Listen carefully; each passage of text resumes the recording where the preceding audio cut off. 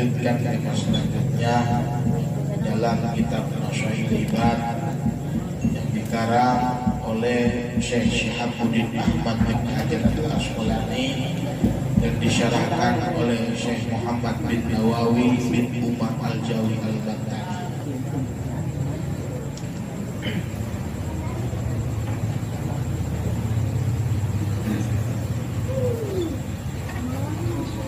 Wal maqalatur rabi'atu, dan maqalah atau perkataan yang keempat, an Amrin radhiyallahu anhu, dari Umar radhiyallahu taala yang diridhoi oleh Allah atasnya Sayyidina Umar, dinukil, dipindahkan atau diambil, an Syekh Abdul Mu'ti, dari Syekh Abdul Mu'ti As-Samlawi, anna Nabi sallallahu alaihi wasallam, bahwa Nabi Muhammad sallallahu alaihi wasallam qala li Jibril, telah berkata kepada Jibril alaihi salam, sifli hasanatin Umar, sebutkan kebaikan daripada Umar. Faqala, maka berkata malaikat Jibril, laula kanat, jikalau terbukti, al-biharu, lautan midadan, menjadi tinta, wasyajaru aqlaman, dan pohon menjadi kalamnya, menjadi pulpennya, lama, maka tidaklah hasor tahu, yaitu untuk menyebutkannya. Faqala sifli hasanatin, maka berkata Nabi Muhammad, gambarkanlah atau sifatkanlah li kepada Nabi Muhammad, kepadaku, kata Nabi Muhammad, hasanatin, kebaikan, Abi Bakrin, daripada Abu Bakar. Faqala, maka telah berkata malaikat Jibril alaihissalam, Umaru, Sayyidina Umar, hasanatun, kebaikannya, min hasanati Abi Bakar, yaitu daripada kebaikan Abu Bakar. Jadi Nabi Muhammad dalam satu hadis, satu kisah pernah bertanya kepada malaikat Jibril bahwasanya apa sih sifat kebaikan daripada Sayyidina Umar. Perlu kita ketahui bahwa Sayyidina Umar adalah khalifah yang sangat tegas, khalifah yang sangat pemberani, jangankan manusia, jin pun takut. Kalau kita terbalik, pemberaninya manusia, bukan manusia yang takut kita, bukan jin yang takut, malah kita yang takut manusia. Tapi kalau Sayyidina Umar begitu tegas, begitu memberani, intelektual, maka jangan pun manusia ataupun musuh melihat namanya, mendengar suaranya, musuh pun takut, setan pun takut. Apa kebaikan Sayyidina Umar? Maka berkata malaikat Jibril, faqala laukana, jikalau kana terbukti lautan menjadi tinta, midada, wasyajaru aklaman, dan pohon pun menjadi pulpennya, lama asor tahu, tidak akan sanggup untuk menyebutkan, menuliskan daripada kebaikan Sayyidina Umar. Perlu kita ketahui juga bahwa sebelum sahabat memasuki daripada agama Islam, mendapatkan hidayah melalui perjuangan dakwah Nabi Muhammad, malah sebaliknya, beliau juga malah memerangi daripada ajaran Nabi Muhammad. Ketika tahu Nabi Muhammad mendapatkan hidayah dari Allah, karena hidayah tidak akan bisa dikasih oleh sama manusia, bahkan daripada Nabi Muhammad pun tidak bisa memberikan hidayah kepada sahabat dan juga khususnya kepada keluarga. Innaka la tahdi man ahbabta walakinnallaha yahdi may yasha. Maka bagaimana konteks bisa sahabat yang seganas dan segarang pemberani bisa takluk kepada Nabi? Ini adalah hidayah dan kekuasaan daripada Allah Subhanahu wa Ta'ala. Itu kebaikan kurang lebih dari Sayyidina Umar ibn Khattab, khalifah yang kedua. Lalu ditanya lagi sama Nabi Muhammad, bagaimana kebaikan daripada Sayyidina Abu Bakar? Baqala Umar, baqala maka berkata Umar hasanatun, kebaikan daripada Sayyidina Umar, min hasanatin, daripada kebaikan Abi Bakrin, Abu Bakar, yaitu kebaikan Umar sama daripada kebaikan Abu Bakar, kebaikan Abu Bakar sama daripada kebaikan Sayyidina Umar bin Khattab, bahkan lebih. Kenapa? Karena Sayyidina Abu Bakar adalah golongan kaum parubaya, artinya yang sudah lebih dari 50 tahun bahkan 40 tahun yang pertama kali masuk dalam agama Islam. Kalau dari golongan wanita, yang masuk pertama kali adalah istri daripada Nabi Muhammad sallallahu alaihi wasallam. Dari golongan remaja, yang masuk pertama kali Islam adalah Sayyidina Ali bin Abi Thalib. Punya gelar tersendiri, punya nama tersendiri, yang dimana orang tidak punya gelar tersebut, orang tidak punya nama tersebut. Siapakah gelar beliau? Karamallahu wajhah, dimuliakan wajahnya, karena wajahnya tidak pernah melihat yang kotor-kotor, termasuk mohon maaf kemaluan sendiri tidak pernah dilihat sampai akhir hayatnya. Lalu apa sih yang menjadi kebaikan yang sangat luar biasa sampai laut tidak bisa menjadi tinta dan pulpen, pohon tidak bisa menjadi pulpen? Kebaikan apa yang dilakukan oleh Sayyidina Umar dan Abu Bakar Siddiq? Maka di sini dilanjutkan, yaitu izzud dunya bil mal wa idul akhirati bisolihin amal. Kebaikan yang dilakukan Sayyidina Umar ataupun Sayyidina Abu Bakar Siddiq, yaitu kemuliaan daripada dunia dengan harta, kemuliaan daripada akhirat dengan amal yang soleh. Bahwasanya Sayyidina Abu Bakar dan juga Sayyidina Umar full dalam kehidupan ketika sudah memeluk agama Islam, melakukan amal soleh, melakukan perbuatan yang baik, meninggalkan daripada perbuatan maksiat, dan juga termasuk golongan-golongan orang yang zuhud, ahli tasawuf. Ini yang sangat luar biasa. Mungkin kalau zaman dahulu, menurut saya zaman dahulu ataupun 20 tahun ke belakang atau 15 tahun ke belakang, sebelum hadirnya zaman industri 4.0, zaman modern, untuk menggapai daripada tasawuf tersebut, zuhud tersebut, artinya zuhud itu meminimalisir daripada kehidupan yang berurusan dengan pulnya dunia, malah lebih memprioritaskan, lebih mementingkan daripada kehidupan akhirat. Mungkin lebih mudah di zaman 15 tahun ke belakang, 20 tahun ke belakang, ataupun beberapa tahun ke belakang dibanding di zaman sekarang. Kenapa?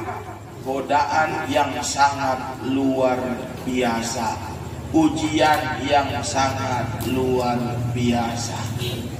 Kalau kita ketahui dari sejarah berdirinya bangsa Indonesia saja, dulu mungkin dijajah melalui alat yang begitu drastis, bomnya, tanknya, ataupun senjata-senjatanya oleh orang kaum luar, orang kaum penjajah.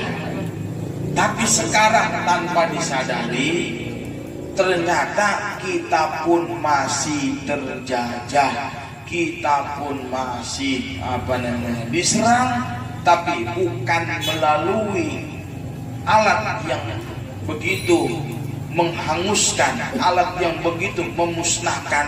Tapi saat ini yang dijajah, saat ini yang benar-benar diserang, yaitu anak muda, yaitu anak penerus bangsa, di mana yang akan melanjutkan estafet perjuangan daripada ulama-ulama yang saat ini sudah sepuh. Ke depannya bakal anak muda yang melanjutkan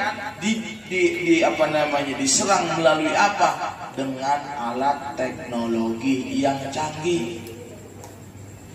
Benar, alat teknologi mempermudah untuk setiap, baik itu pelajaran, baik itu pekerjaan. Tapi di satu sisi ada efek buruknya, di mana anak-anak muda kadang-kadang suka menyalahgunakan elektronik tersebut, suka salah menggunakan daripada alat teknologi tersebut.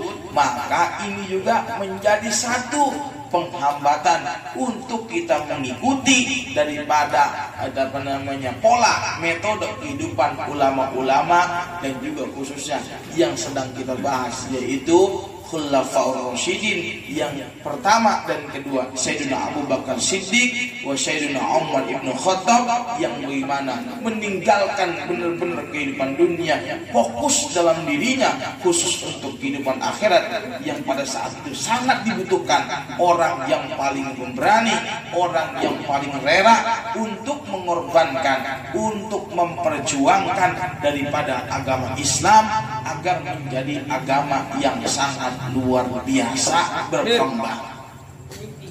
Itu. Maka kalau kita melihat dari histori sejarah, Islam ini agama yang luar biasa. Sebelum orang-orang luar Islam, agama-agama luar berkembang, Islam terlebih dahulu. Melihat sejarah daripada Nabi Muhammad SAW wafat, digantikan khalifah pertama Abu Bakar Siddiq, digantikan khalifah kedua Sayyidina Umar bin Khattab, digantikan lagi khalifah ketiga Sayyidina Utsman. Nah, terjadi konflik yang luar biasa. Ketika wafatnya Sayyidina Utsman terbunuh, terjadi perpecahan, terjadi banyak golongan. Saat itu yang menggantikan Sayyidina Ali bin Abi Thalib, ada yang masih mendukung daripada zaman pada saat itu Sayyidina Utsman bin Affan, ada juga yang mendukung daripada Sayyidina Ali. Akhirnya pro dan kontra, sampai terjadi ketika suatu saat Sayyidina Ali radhiyallahu anhu karamallahu wajhah radhiyallahu, yaitu meninggal wafat, digantikan kepemimpinannya oleh anaknya yaitu Sayyidina Hasan, sampai terjadi pemberontakan.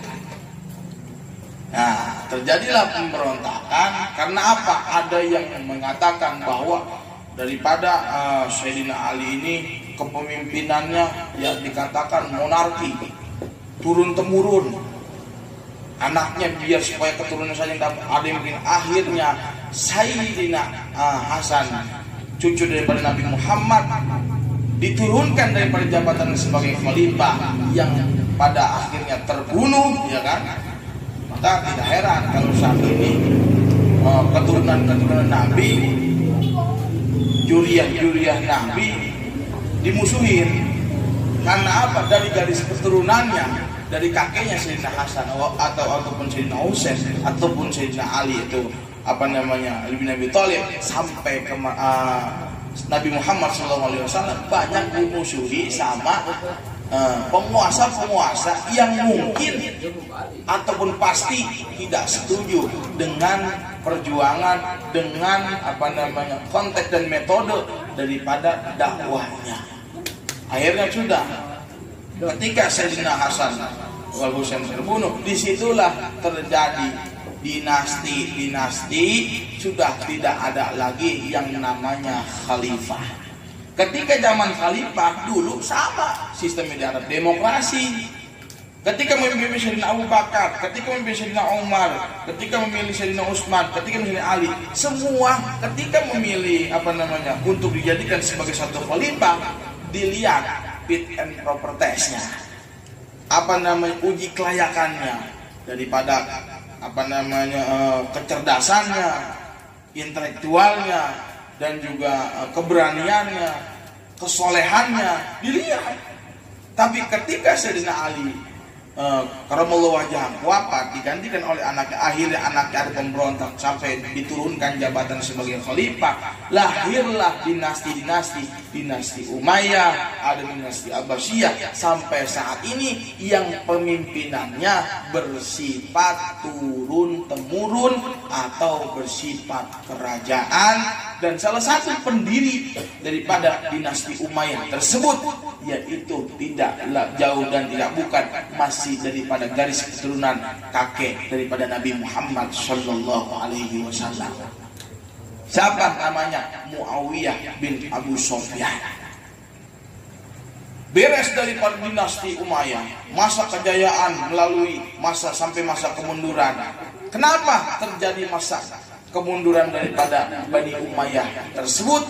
Karena salah satunya mungkin ekspansi wilayah terlalu besar, wilayah yang dikuasai terlalu besar, dan juga ada satu khalifah yang sifatnya pemborosan, menghamburkan. Itu salah satu kemunduran daripada dinasti Umayyah.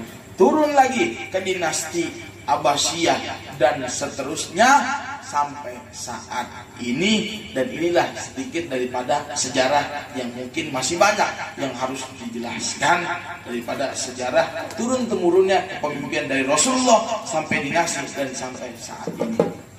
Maka selanjutnya daripada izzud dunya bil mali wa izzul akhirati bi sholihil a'mal, ini adalah satu metode yang barangkali kita bisa jalankan, mungkin adik-adik juga bisa diterapkan dengan melalui apa? Izzud dunyanya, kemuliaan dunia dengan bil mali wa idul akhirati bisolil amal, dengan kemuliaan akhir, biar dapat kemuliaan di dunia, biar juga dapat kemuliaan di akhirat. Di dunianya mumpung masih muda, yuk sama-sama belajar dan belajar, khususnya belajar ilmu agama untuk bekal daripada kita untuk menggapai kemuliaan akhirat, baik itu dalam konteks ibadah yang mahdoh atau ghairu mahdoh, yang sunnah ataupun yang wajib, dengan ilmu agama. Sebab kalau ibadah tidak menggunakan ilmu, mardudatun la lalu ditolak, nggak diterima. Maka jangan dianggap sepele, khususnya daripada ilmu-ilmu fikih. Tata cara sholatnya jangan asal aja, wudunya jangan asal aja, yang terpenting istinjanya, bebersihnya, ceboknya, bahasanya begitu, harus diperhatikan. Karena setetes najis menempel di baju nggak sah, wuduknya nggak sah, apalagi sholatnya nggak sah. Maka harus diperhatikan. Bagaimana dengan konteks izzud dunya bil mali wa izzul akhirati bi sholihil a'mal? Ay fala tattaqwa umurud dunya, maka jangan takut perkara-perkara dunia. Wala tasluhu illa bil amwal, maka janganlah berbuat baik kecuali bil amwal, dengan harta tersebut. Maksudnya apa? Jadi bukan berarti kita berbuat baik dengan harta, bukan. Ketika yang punya harta tersebut punya harta lebih, maka janganlah berbuat baik kecuali dengan hartanya tersebut. Tuh, maksudnya begitu. Maka pala takut, jangan takut. Nah, umurud dunia, nih pensarahan daripada Imam Nawawi. Perkara-perkara yang berurusan dengan dunia, baik itu takut susah, takut miskin. Kalau orang yang punya iman, orang yang ahlul ibadah, dia menganggap bahwa dirinya bahwa Tuhannya Maha Kaya, itu Allah Subhanahu wa taala, maka dia tidak akan takut dengan kesusahan dan perkara dunia. Maka orang yang mempunyai harta tersebut, wala tasluhu illa bil amwal, maka jangan berbuat baik kecuali dengan harta tersebut. Kenapa? Sifatnya harta itu hanyalah sementara di dunia. ketika masuk ke liang kubur cuma ikut doang nganterin sampai sampai pemakaman. Punya mobil nganterin sampai pemakaman. Punya motor nganterin sampai pemakaman doang. Yang masuk ke dalam liang lahat, yang masuk ke dalam liang kubur cuma amal yang ikut yang selama kita perbuat, dan juga baju yang kita pakai adalah baju putih, tidak lain adalah kain kafan. Maka janganlah taslu berbuat baik kecuali dengan harta yang dimilikinya, yang dalam pemberian harta sudah diatur melalui zakat ataupun melalui infak dan sedekah. Kalau memiliki harta yang lebih, kasih ke yang membutuhkan. Dan apabila kita memiliki harta ataupun harta yang lain, baik itu uang, hewan ternak dan lain sebagainya, itu juga wajib dijakatkan sesuai dengan ukuran-ukurannya. Dan juga selanjutnya, wala tattaku umurul akhirah, yaitu janganlah takut atas perkara akhirat. Artinya jangan kebingungan bagaimana nanti, di akhirat bagaimana nanti, kita nggak tahu bagaimana riwayat pahala kita, bagaimana riwayat kehidupan kita, baik atau jeleknya. Lalu bagaimana? Wala taslu illa bil a'mali sholihah, maka janganlah berbuat baik kecuali dengan amal soleh. Jangan takut dengan urusan akhirat kalau selagi kita menjalankan sesuai dengan prosedur yang yang disarankan oleh Nabi Muhammad melalui perintah daripada Allah Subhanahu. Jadi jangan takut dengan perkara dunia, karena apa? Ada yang maha kaya, Allah Subhanahu wa ta'ala. Jangan berbuat baik kalau bagi yang punya harta kecuali dengan hartanya tersebut. Maka jangan takutlah dengan perkara akhirat selagi kita masih menjalankan amal soleh, ibadah kepada Allah, baik sunnah maupun wajibnya. Jadi inilah satu sifat atau sikap atau juga perjalanan yang dijalankan oleh Sayyidina Abu Bakar Siddiq wa Sayyidina Umar ibn Khattab, yang digambarkan oleh malaikat Jibril alaihissalam ketika Nabi Muhammad sallallahu alaihi wasallam menanyakan kepada malaikat Jibril.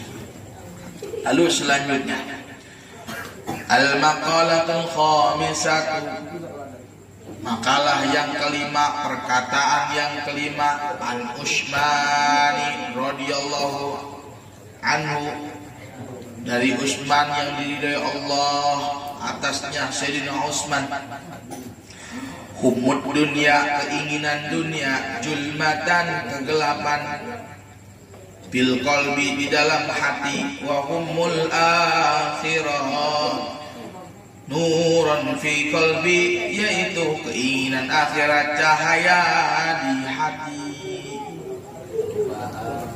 Jadi dari Sayyidina Utsman radhiyallahu anhu, beliau berkata, humud dunia, keinginan daripada dunia yang terlalu berlebihan. Karena banyak orang yang sudah mungkin mapan, yang sudah mungkin sanggup, salah satunya contoh menjalankan ibadah haji lah istilahnya. Dia udah sanggup, udah pas, udah cukup, bahkan udah berlebihan, tetapi dia tidak menjalankannya. Maka ini orang yang sangat keinginan dunianya terlalu berlebihan. Mungkin kita tidak tahu sikapnya begitu karena mungkin sayang dengan hartanya ataupun terlalu irit dan lain sebagainya, kita nggak tahu. Yang pasti keinginan dunia, humud dunia, terlalu berlebihan, yaitu julmatan bil qalbi, kegelapan di dalam hati. Dan humul akhirah, keinginan akhirat yang terus-terus kita ibadah dan ibadah. Nurun bil qalbi, cahaya di dalam hati. Lalu bagaimana kalau semua kehidupan kita ibadah terus? Kapan kita untuk bekerja? Kapan kita untuk menafkahkan keluarga? Kapan kita untuk belajar? Karena apa? Menafkahkan keluarga, belajarnya bagi seorang santri atau pelajar itu juga sudah termasuk bagian daripada humul akhirah, keinginan akhirat. Karena apa? Menafkahkan keluarga, bekerja, belajar, itu juga hukumnya wajib. Orang yang gak mau belajar, orang yang gak menafkahkan keluarga, maka dia dosa. Maka setiap langkah kita yang bernilai positif, insya Allah itu juga termasuk dalam golongan ibadah. Maka terus bagi generasi muda, tuntutlah ilmu, carilah ilmu. Karena apa? Penyesalan datangnya bukan duluan. Penyesalan datangnya belakangan. Kalau yang datang duluan adalah pendaftaran.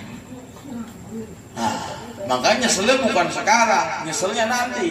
Kalau yang sekarangnya belajarnya males-malesan, sekarangnya belajarnya ogah-ogahan, entarnya ketika punya anak, ketika punya keluarga, sangat sedih dan harus menyesal kalau anaknya nggak bisa ngaji dan berkaca kepada dirinya, oh ternyata dulu pernah ngaji, dulu pernah belajar, cuma enggak sampai lulus, cuma enggak rajin. Akhirnya ntar kita ketika anak nanya apa-apa, kita nggak tahu. Dan kalau anak tersebut nanti udah tua nih, kalau udah gede, punya anak nggak bisa ngaji, punya anak nggak bisa baca Quran, punya anak nggak bisa belajar, maka itu adalah kalau orang tuanya tidak mengajarkan, artinya tidak sanggup mengajarkan, titipkan ke majelis taklim, titipkan ke sekolah-sekolah Islam atau lain sebagainya. Kalau dia tidak seperti itu, maka menjadi tanggung jawab orang tuanya dunia dan akhirat. Tapi sebaliknya, ketika kalau orang tuanya sudah mengajarkan, sudah mengarahkan, anak yang nggak mau, udah nafsi-nafsi, itu mah urusan-urusan dia, urusan-urusan orang tua. Kenapa? Anaknya sudah akil balik, anaknya sudah dewasa. Karena orang yang akil balik atau dewasa termasuk golongan orang yang mukallaf, orang yang sudah terbebani baik dari hukum Allah maupun daripada kewajiban yang harus dia laksanakan. Maka ingat nih yang udah pada balik ya, haji yang benar, sholat yang benar, puasa yang benar. Kalau ada hutang kemarin yang sekarang baru ingat, kodok hutang puasa ya. Jadi itulah salah satu daripada perkataan Sayyidina Utsman radhiyallahu anhu, bahwasanya humud dunya zulmatan fil qalbi, keinginan dunia, kegelapan dalam hati, dan humul akhirah, yaitu keinginan akhirat, nurun bil qalbi, cahaya di dalam hati. Lalu pensyarahan daripada Syekh Al-Imam Nawawi Al-Bantani Al-Jawi, yaitu ail husni, kesedihan, bil umuril muta'alliqah, perkara yang berhubungan bid dunia, dengan dunia, soro madluman, menjadi kegelapan. Ini syarahan daripada Syekh Al-Imam Nawawi Al-Bantani Al-Jawi, mensyarahkan daripada perkataan tadi, yaitu fil qalbi, di dalam hati, wal haznu dan kesedihan di dalam bi umuril muta'alliqati bil akhirati, yaitu perkara yang berhubungan dengan akhirat, sorok menjadi munawwirun, cahaya, lil qalbi, di dalam hati. Maka terakhir ada satu doa daripada Syekh Nawawi Al-Bantani, yaitu Allahumma la taj'alid dunya akbaru hammana wala mablughu ilmina, yang artinya, ya Allah, janganlah jadikan dunia lebih besar mana keinginannya, wala yaitu maka jangan jadikanlah mablughu ilmina yaitu punahnya ilmu kami. Artinya ketika orang sudah terlalu fokus kepada urusan dunia, maka ilmunya akan punah, akan hilang, tidak akan terpakai. Ketika fokus kepada akhirat, kita bukan berarti fokus pula, fokus 100%, artinya setiap ilmu perbuatan-perbuatan kita yang condong kepada akhirat seperti tadi belajar ataupun lain sebagainya, maka ilmu-ilmu yang kita dapat tidak akan punah, akan terpakai, akan teraplikasi dan juga akan terrealisasi dalam diri kita. Artinya ilmunya manfaat di dunia, manfaat dengan apa? Dengan diri kita menjadi di jalur-jalur jalan yang benar, di jalan-jalan yang diridhoi Allah, dan manfaat ntar di akhirat dengan kita mempelajari ilmu agama. Kita berjalan di jalur dan di jalan yang Allah ridhoi akan mengantarkan kita ke dalam kebahagiaan, tidak lain tidak bukan adalah surganya Allah Subhanahu wa ta'ala. Ya, hanya kayak tadi nih, kalau lagi baca Yasin fokus. Kenapa? Malam ini malam saya selayang, semua ijabah, doa insya Allah terijabah, maksud dan hajat terijabah. Maka ketika tidak ada yang hafal Yasin ataupun tidak ada bukunya, di HP ada. Kalau nggak ada di HP, baca surat Al-Ikhlas 3 kali, sama saja kita seperti menghatamkan Al-Quran 1 kali. Baca Yasin 1 kali, pahalanya sama seperti menghatamkan Al-Quran 10 kali. Itu yang sangat luar biasa. Maka lagi-lagi yuk tingkatkan kualitas daripada ibadah dan juga kefokusan kita. Tidak lupa pula perbaiki akhlak kita, perbaiki akhlak diri kita, baik sesama keluarga, sesama orang tua, terlebih-lebih bersama orang yang lebih tua ataupun yang lebih tua.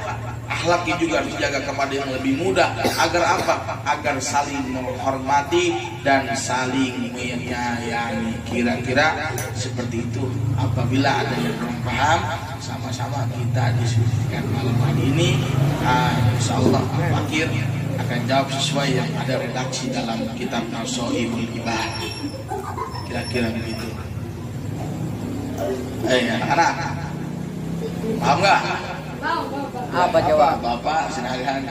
Memang ada yang kurang begitu memahami ketika saya tadi menjelaskan, biar sama-sama untuk menjadi ibroh juga pelajaran buat saya, mengingat daripada pengetahuan yang saya baca baru saja ataupun yang telah lalu.